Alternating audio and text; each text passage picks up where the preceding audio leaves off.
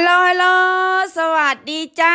สบายดีพ่อแม่พี่น้องชาวลาวชาวไทยเฮาทั่วทุกมุมโลกเนาะมาพ่อกันครับครอบครัวขอทานเด็ก2 3 4 5 6 7 8 9 10พ่อแม่พี่น้องช่วงนี้ก็เคหัวจิกหัวยุ่งหัวหยองอยู่ว่าสั้นซะเนาะบ่ได้ออกมาเฮ็ดคลิปบ่ได้มาออกไลฟ์สดพ่อแม่พี่น้องเอ้ยเก็บขี้มาให้เจ้านายว่าสั้นซะสำหรับมื้อนี้เนาะพ่อแม่พี่น้องวันจันทร์ว่าสั้นต่อไปก็เลยว่าโอเคสิมาเล่ากลมนิทานให้พี่ๆเพื่อนๆน้องๆเบิดสุผู้สุคนเนาะลุงอันเอาเนาะป้าน้าสองน้าสาวก็ว่ากันไปเนาะค่ะเนาะโอสาฟังนี่เด้อนิทานก่อนนอนเนาะค่ะเนาะนิทานเรื่องนี้อ่าสิเว้าถึงเกี่ยวกับลูกทรพีเนาะลูกทรพีคนเนรคุณคนเด้อค่ะเด้อเรื่องมันเป็นมาจังใดว่าสั้นซะมาฟังนำกันกาละครั้งหนึ่งนานมาแล้วเนาะมีครอบครัวหนึ่งทุกข์ยากลำบากเนาะแม่กับบ่ภาษีภาษาพ่อกับบ่ภาษีภาษาว่าซั่นไป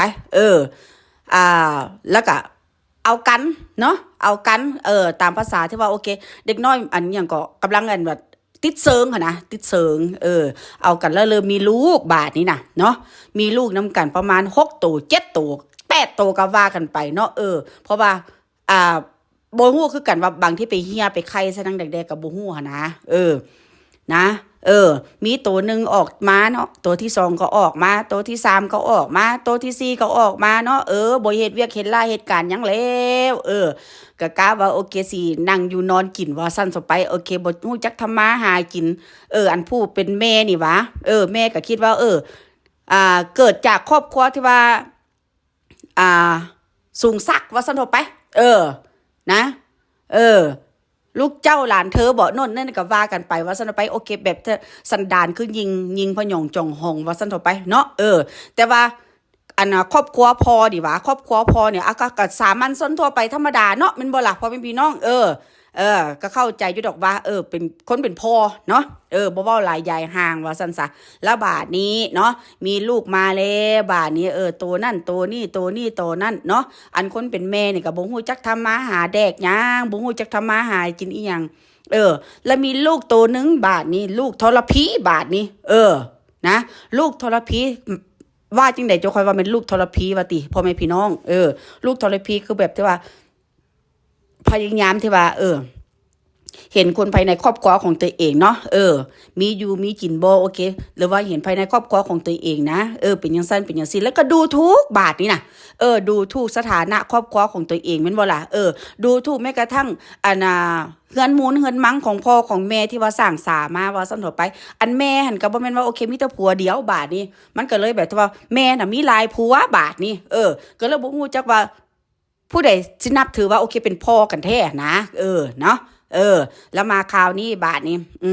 ไอคนที่ว่าเป็นลูกที่ว่าลูกมันสัวๆสุดๆเนาะก็มีอีโตนึงบาทนี้อีนี่เกิดออกมาน่ะขี้ให้อีนี่มันคือจันไรไฟใหม่อีนี่โอเคตัวกะลีบ้านกะลีเมืองอีนี่สนิทแบบที่ว่าโอเคบ่เข้าไผบ่ออกไผว่าซั่นเอาไปดูถูกสถานะครอบครัวของตัวเองดูถูกแม้กระทั่งกำพืชตัวเองเนาะแล้วทีนี้นะย้ายพัดทินบาทนี้เนาะพ่อแม่พี่น้องย้ายพัดทินไปแล้วมันนี่ไปตั้งรักตั้งหากฐานของตัวเองบาทนี้เนาะแล้วไปพ่อแมงดาพ่อแม่พี่น้องไปพ่อแมงดาก็เลยเสี่ยมแมงดาแล้วบอกว่าคันมึงน่ะมาอยู่น้ำกูมึงต้องหาเงินหาคำเด้อโน่นนี่นั่นเนาะมันก็ว่าจังสิแหละบอกแมงดาก็ว่าสิแหละ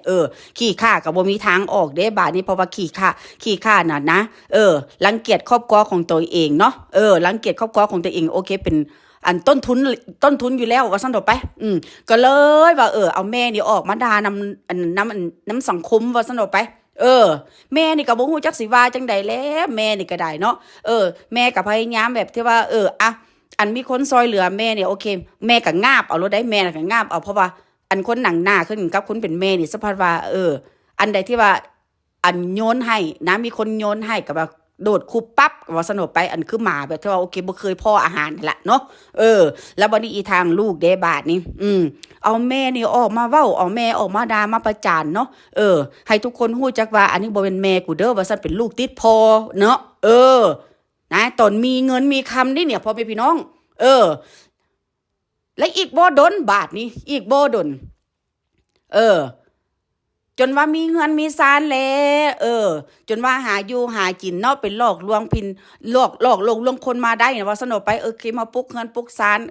ตัวเองก็คิดว่าโอเคตัวเองมีแล้วว่าสนอไปเฮ็ดให้ใส่กับครอบครัวของตัวเองเนาะว่าตัวเองเนี่ยมีเงินมีคำแล้วจังสั้นจังซี่หั่นนะพ่อแม่พี่น้องบัดสุดท้ายมาพ่อแม่พี่น้องเอ้ยเบิดเบิดย้อนอย่างเบิดย้อนการพันนั้นเบิดย้อนการใช้เงินฟุ่มเฟือยเบิดย้อนแบบที่ว่าโอเคตัวเองปากบ่ดีนะ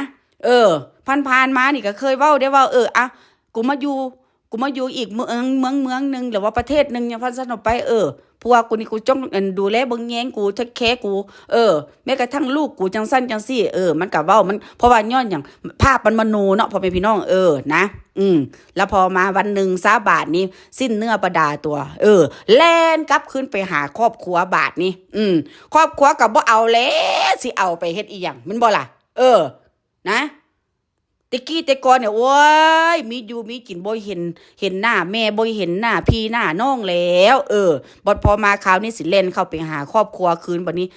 แม่นี่แม่นอยู่ก็เว้าพอเอาหน้ากอดเอาอยู่เนาะเว้าว่าเอาอยู่หากแต่ว่าในใจลึกๆน่ะโอ้พอสิตายได้แม่น่ะนะเจ็บปวดกับลูกทรพีคนนี้สำใดพ่อแม่พี่น้องอ่ะเพราะว่าตอนนี้น่ะลูกตัวเองนะบ่มีอีหยังแล้วว่าซั่นไปตะกี้นะโอ้ย่อง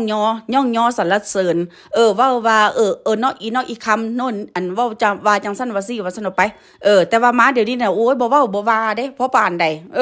เพราะว่าลูกน่ะสิ้นเนื้อประดาตัวแล้วเพราะว่าลูกน่ะนะบ่สามารถที่ว่าหาเงินหาคำได้ตื่มอีกว่าซั่นไป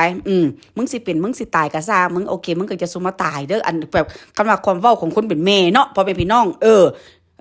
แต่ก่อนเนี่ยโอ้ยแม่นอยู่ว่ามีเงินมีคำแต่ว่าบัดพอมาตอนนี้บ่มีเงินมีคำว่าโอเคไปซบอกแม่ตัวเองหั่นนะแต่ก่อนนี่เคยเว้าเคยดูถูกได้หาเงินหาคำมาได้เนาะก็เลี้ยงแต่แมงดาบาทนี้แม่เราบ่เลี้ยงบาทนี้นะไปหน้ามาหลังก็คือกันเว้าแต่ว่าโอเคอยู่กันได้แค่เพียง3ตู่ว่าซั่นเด้อันอีลูกทรพีนี่ได้พ่อแม่พี่น้องอันนี้มันคือนิทานเด้อค่ะเด้อนี่แหละสิ่งที่ว่าโอเคเว้าออกมาเนาะฟ้ามีตายอีหลีบาทนี่น่ะเนาะมันตกระกำลำบากอีหลีบาทนี่โอ้ยพ่อแม่พี่น้องบัดนี้แม่น่ะก็แบบแม่น่ะเห็นเงินเนี่ยดีกว่าลูกในไส้ของตัวเองว่าซั่นออกไปก็เลยไปด่าไปสาบแช่งลูกไปเว้าไปไปญาติน้ำให้ลูกนะด่าลูกนะใส่อันต้นกล้วยตานีพ่อแม่พี่น้องชีวิตลูกก็เลยว่าตกต่ำเนาะจักสิให้หัวควนบ่หรือว่าสิสมน้ำหน้าดีเนาะพ่อแม่พี่น้องอันนี้แหละสิ่งที่ว่าโอเคเว้าว่าหยังกันออกไปว่าซั่นเถาะไปลูกหันก็ตกระกำลำบากอีหลีได้บัดนี้ลูกหันก็จมแบบที่ว่าโง่หัวบ่ขึ้นซุมื้อนี้น่ะตายคำสาปแซงแม่ว่าซั่นเถาะไปมันก็เลยเป็นว่าเป็นอันนี้หยังก็อันน่ะศักดิ์สิทธิ์อีหลีเนาะพ่อแม่พี่น้องมีหนำซ้ำได้บาทนี้สิกลับขึ้นไปหาแม่ขึ้นก็ขึ้นบ่ได้บัดนี้แม่ก็บ่ได้แงเสเพราะเท่าใดบาทนี้เอ้าสิไปหาพี่หาน้องก็นะเขาก็เมินเสยเขาก็บ่ได้แงเสอีกบาทนี้สิเป็นสิตายโอเคกูอยู่แค่เพียง3ตัวว่าซั่นพ่อแม่พี่น้องเจแม่นทุกข์ละกรรมลำบากอันเงินที่ว่าหามาได้ตะกี้น่ะเนาะพ่อแม่พี่น้องเบิดไปย้อนหยังเบิดน้ำกันที่ว่าโอเคแอนกินอวดคนอื่นแล้วก็เฮ็ดให้ทุกคนมองว่าเคตัวเองเนี่ยอยู่สนุกสุขสบายว่าซั่นต่อไปแต่แท้ที่แท้แล้วแม่นอีหยังพ่อแม่พี่น้องอันดินกบหน้าก็บ่มีบาทนี้หลังคาสิคุ้มกับล้าหัวก็บ่มีบาทนี้สิไปอาศัยพี่อาศัยน้องก็บ่ได้ได้บาทนี้เขาบ่เปิดประตูรับว่าซั่นซะอันนี้แหละคำว่าที่มาที่ไปของคนทรพีเนาะคนเนรคุณพ่อแม่พี่น้องเนาะซุมื้อนี้ผ่านมาอันซุมื้อนี่นะอยู่กินเป็นแบบใดน้ำตาตกในได้บาทนี่นะโอ้ยกูน่าสิฟังความแม่กูตั้งแต่กี้เนาะนะ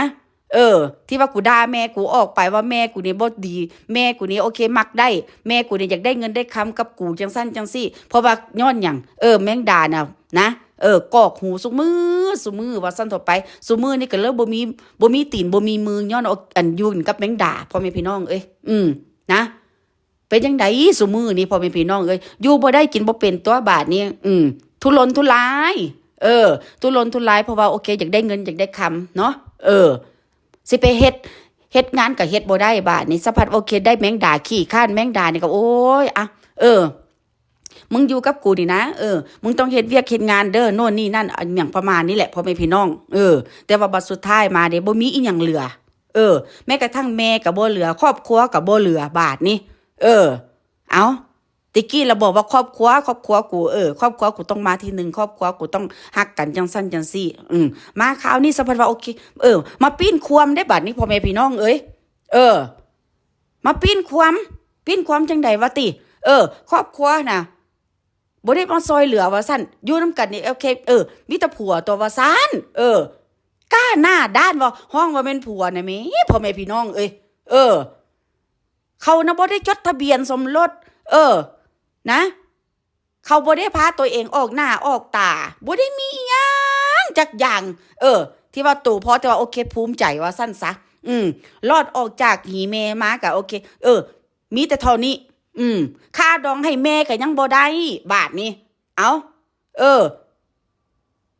ชีวิตนั่นจะเป็นซัวบัดซบเอาแท้เอาว่าไปอยู่บ้านเมืองอันที่ว่าเจริญแต่ว่าก็บ่ฮู้จักนำไส้บ่ฮู้จักทำมาหากินอันนี้แหละพ่อแม่พี่น้องชีวิตมันตกต่ำเนาะค่ะเนาะตกต่ำก็ย้อนเพราะปากเสียเงินเสียคำก็ย้อนเพราะปากผ่านมานี่นะมีคนหักแพงใดมีคนแลนเข้าหามีคนเว้าว่านำบัดสุดท้ายมาเด้บ่มีผู้ใดพ่อแม่พี่น้องนิทานเรื่องนี้นะสอนให้ฮู้จักว่ายะสุเนรคุณคนเด้อพ่อแม่พี่น้องนะอันใดที่ว่าอันใดที่ว่าอันคุณงามความดีที่ว่าเฮาสร้างมาเฮาสะสมมาได้เนาะไปอยู่ไสนะตกน้ำบ่ไหลตกไฟอันหยังก็ไฟก็บ่ไหม้ดอกพ่อแม่พี่น้องเด้ออันนี้แหละสิ่งใดที่ว่าโอเคเฮาสามารถเฮ็ดได้ต่างบ้านต่างเมืองไปเนาะบ่แม่นว่าโอเคสิไปยิงพยองตองจองหองเพื่อว่าอยากดีดตัวเองนะอยากให้เท่าเทียมกับคนอื่นเนาะมันบ่แม่นเพราะว่าย้อนอย่างแมงดาบ่ได้ให้ความสำคัญว่าซั่นต่อไปแม่นบ่ล่ะนะนี่แหละคือนิทานเรื่องนึงเด้อพ่อแม่พี่น้องเอ้ยให้ฮู้จักไว้ว่าการที่ว่าโอเคเฮาสิได้เครื่องของมาหรือว่าโอเคมีคนอุปถัมภ์ค้ำซูบ่นะยะสุเนรคุณเด็ดขาดและอีกอย่างนึงนะคนเป็นพ่อเป็นแม่ก็คือกันเนาะควรสิเว้าสิว่าจังได๋กับลูกกับเต้าของตัวเองแม่นบ่ล่ะอันใดมันบ่ดีบ่งามก็ควรสิบอกก็ควรสิแนะนำบ่ล่ะพ่อแม่พี่น้องอันนี้เขาจะค่อยฮ้องว่าเป็นครอบครัว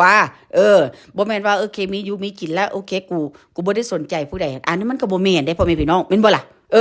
นะนิทานเรื่องนี้ก็เลยสอนให้ฮู้จักว่าการที่ว่าเฮาเกิดเป็นคนมาเนาะยะสุเนรคุณคนเนาะอันใดที่ว่าโอเคมันบ่ดีคือขึ้นกับอีกครั้งอันบ่แม่นโอ้ยมันเป็นคนเว้านิทานพ่อแม่พี่น้องอันนิ้วใดมันบ่ดีก็ตัดออกไปแม่นบ่ล่ะนะมันทำมาค้าขายมันก็บ่เจริญมันก็บ่เจริญรุ่งเรืองดอกนะไปหน้ามาหลังมันก็มีแต่คนแบบที่ว่าโอเครังเกียจเนาะค่ะเนาะได้เด็บลบๆนี่ซ่อนว่าซั่นดอกไปสิแบบหน้าซื่นมื่นแล้วว่าเบิกบานได้ก็ยังเฮ็ดบ่ได้ว่าซั่นซะเนาะอันนี้แหละมีลูกบอกลูกมีหลานบอกหลานเด้อพ่อแม่พี่น้องชาวลาวและชาวไทยเฮาทั่วทุกมุมโลกเนาะค่ะเนาะการที่ว่าโอเคได้รับเครื่องของหรือว่าโอเคมีผู้ใหญ่ใจดีที่ว่าคอยสนับสนุนแล้วก็ยะสุเนรคุณเพิ่นเนาะเนรคุณคนน่ะนะบ่ได้หยังจักอย่างดอกนะได้แต่ในความวิบัติเข้าหาชีวิตของตัวเองทำมาค้าขายก็บ่ขึ้นมีแต่อุปสรรคต่างๆนานาว่าซั่นเถาะไปสิไปพึ่งไผละบาทนี้บ่มีแล้วบาทนี้แม่นบ่ล่ะนี่แหละพ่อแม่เฮาจังค่อยสอนนี่เฮาบอกว่าไปอยู่ไกลนะไกลบ้านไกลเมืองน่ะให้ฮู้จักถ่อมเนื้อถ่อมตัวเด้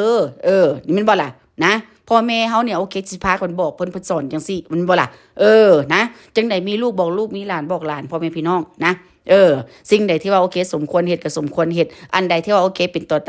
ตั้งตัวตีให้กับครอบครัวของตัวเองเฮาก็ต้องเฮ็ดเพราะว่าเฮาอยู่ไกลบ้านไกลเมืองเนาะพ่อแม่พี่น้องแม่นบ่ล่ะเอานี่แหละมาเล่านิทานก่อนนอนสู่ฟังพ่อแม่พี่น้องคำว่าของลูกทรพีเนรคุณคนเนาะค่ะเนาะเอาโอเคเราจะค่อยพ้อกันใหม่เด้อโอเคบ๊ายบายกุดไนท์แล้วก็นอนหลับฝันดีจ้าทุกคน